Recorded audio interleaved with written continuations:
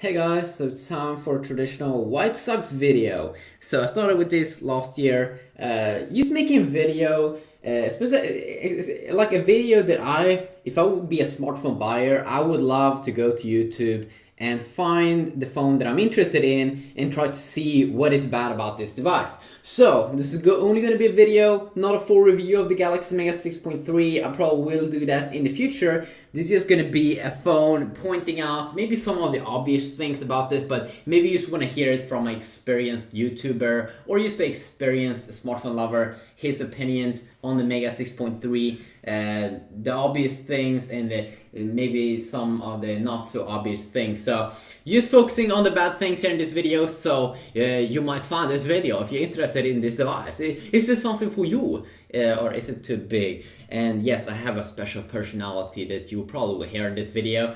If you don't like it, you should probably change video. So the first thing here that could suck about this device is that this is a big boy. I mean, let's just zoom out.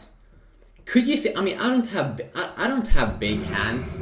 I don't have big hands at all. But you can see how big it is. It's super big. It's insane. It's super big, okay? Let's see here.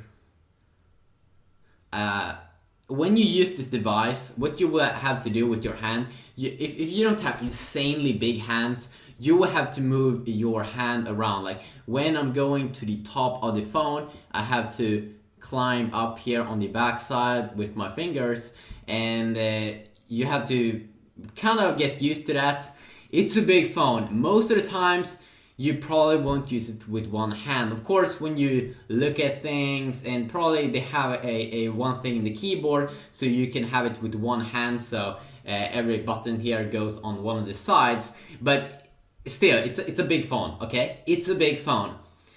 Now, I love big phones, okay? Me personally, I love big phones, but if you never used a big phone like the Galaxy Note series, oh no, okay. You should first check out the Note series and see if those are already too big for you. Then this is not gonna be something for you. This is big, especially when you type. You will use like two hands, okay? This is gonna be a power phone where you usually will use two hands. For me, I don't have a problem with that, but if you do have, yeah, it's gonna be a problem. It's gonna be a problem. You're probably gonna hate this phone when you realize that, wow, it's pretty hard. But I think that most people already know this. It's super big, okay? It's super big. But how does it stack up in size compared to the Galaxy Note? Well, I'll make a full review of that, comparing those phones. But from my experience, from what I found, I thought that this phone would feel insanely big compared to the Note 2. Now, coming from I started to use the original Galaxy Note, then went to Note 2, and then went to this just to try it out here, and it doesn't actually feel that much bigger because it is thinner, but still, it's a big phone. But for me that doesn't have super big hands, I'm pretty impressed with still how you can actually use this device because it has rounded off sides. It has kind of like a better design than the Note 2 because of its thinner form factor and a little bit of an S4, Galaxy S4 design here, especially on the sides, which I definitely do enjoy. My button here, when I have it holding it in my hand here perfectly over here, I have my button here on turning on the display. Now they could probably put these buttons on the side a little bit longer down here, volume up and down keys, so you wouldn't have to move your hand up and down when you just want to control that little simple thing. But it's big, okay? It's a big boy. It's bigger than Note 2, but because of the thinner form factor, you can still maneuver the device actually, and that is the cool thing about this. Can you pocket it? Yes, I can pocket it perfectly in my pockets. I do see the phone a little bit from the top of my pocket, but no big deal. I can still pocket the device. Definitely pocketable if you don't have any special, probably skinny girl jeans or something. So let's continue on here. What is not so good also about this device, why it could suck, it doesn't have that much bigger battery. I mean, the phone is way bigger than the Note 2. That's 5.5 inch, this one's 6.3 inch, almost 1 inch bigger. But it doesn't have that much bigger battery because it's still a thin device. So It only has 100 more milliamps, so you will get better battery life in the Galaxy Note 2. So don't buy this device if you want to have a better battery life. And then also, what I should say here, the S Pen or the Galaxy Note 2, that's a flagship device from Samsung from last year, and that one has higher specs, a little bit higher specs. This one is not meant to be a high-end device. This is like a mid-range device, I'm pretty sure, because it has a dual-core processor and stuff. So you won't get some of the good stuff. Like the Galaxy Note 2, it's a cheaper device, but you still get a better processor, better screen, a little bit better screen, and some other awesome things. Like the S Pen. The S Pen is a big deal. So this is Samsung's mega lineup, but with Samsung's Galaxy Note series, you do actually get the pen, and you can have fun. I usually take pictures, and then I can cut things out, and it's really, really awesome how much you can take advantage of the S Pen if you want to be a power user. It's really insane how good the Galaxy Note is. Also, one thing that kind of sucks with this device is that it only comes in 8 and 16 gigabyte variants. I have the 8 gigabyte variant here. Now, that means this one was also very expensive for being the 8 gigabyte variants. But you only get around 4 gigabytes wearable. Now, of course, when you take pictures and stuff, you do, and want to store video stuff on it, you do, of course, could put in an SD card, like 32, 64 gigabyte, and you can put all of that on it. But in terms of apps, you can now move some apps to the SD card, but most of the times, big games like GTA, Vice City and stuff, you won't be able to move them to the SD card, so you won't be able to have that many high-end games on this device, which do kind of sucks, especially if you do have the 8 gigabyte variant. If you go though with the 16 gigabyte variant, you definitely will get a little bit more there of space to install some more extra games. But that's one of the bad things. I'm not really sure why you can't install games on the SD card. You should definitely be able to pull that off. So little memory there. Then also one thing here that I didn't actually think about when I was buying this device is that it has a TFT display, which means that it's not as good viewing angles as the AMOLED display that you get on the Galaxy Note 2, the Galaxy S3, and the Galaxy S4, and the Galaxy S2.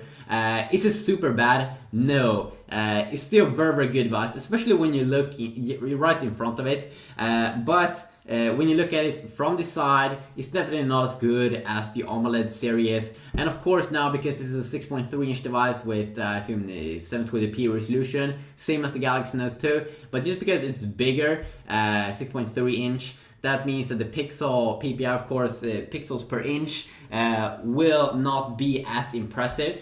So of course it will be a little bit lower. Will you see a difference, a massive difference? Of course not. You won't be able to do that because it's already a very, very high resolution. But you will definitely see a little bit, especially if you do some reading on the browser and stuff. Maybe you'll see some small difference. Now, another thing is also that this device costs a lot of money.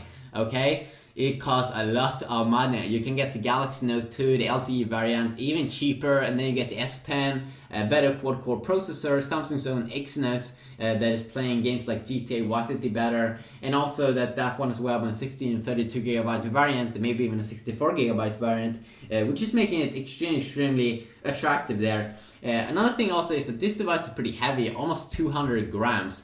Now, I didn't really feel that of a big deal because the phone is so big in its size, I mean 6.3 inch, which made it feel that it doesn't actually feel heavier than the Galaxy Note 2, but it is heavier than the Galaxy Note 2. Another thing also is that you don't get as much RAM. You get 1.5 or 1.3 gigabytes of RAM here, while on the Galaxy Note 2, you do get a little bit more.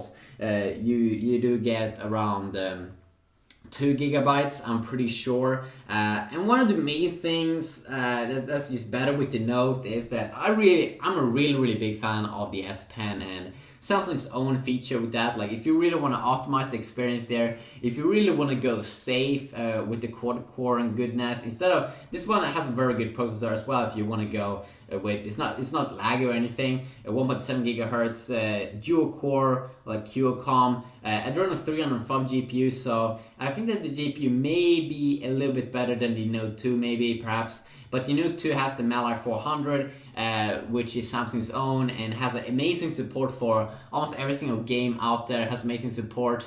The reason why you would pick up this device and buy it And also nice 8 megapixel camera that I would check out a little bit more. Remember, this is not a full review, just a video mostly focusing on the bad things. But the main reason why you would buy this device, of course, is not because the screen is a little bit better, you have a little bit more extra there in specs, you have the pen. No, you already hear it in the name where you would pick up this device, and that is because it is the new Mega lineup. People will be impressed when you're walking around with this device. It looks insane, has amazing design, it's super thin. I'll check it out a little bit more, the browser experience and other cool things you can do with this device. I mean, it really is a cool experience, and you buy this device because you want something big. You want something that no one else has. Then this is probably the perfect choice. I will leave probably the pricing and the availability of this device in the description down below, and perhaps also my full review if I pull it off here in the near future. We'll see about that. But there's a quick video. You can also mention more things if you do know any more bad things about this device in the description down below, some things that you might not enjoy. Remember, this is a niche product, it's not meant to everyone. It doesn't have the S Pen, it's a megaphone. It's for the people that like the good stuff, and I really do like the good stuff, and I can't wait to see. But I also like high specs and stuff, so I can't wait to see what Samsung's going to do with the next Galaxy Note 3 that we'll probably see in a few months. Yeah, quick little video here, and of course you can take out the battery and SD card and stuff, but that is stuff that I probably will talk about in future videos where I'll probably do my full review and stuff, but we'll see about that. Hopefully you enjoyed this video. If you did, please leave a like, and if you want to leave some feedback, you can do so down below, and until next time, have a great day.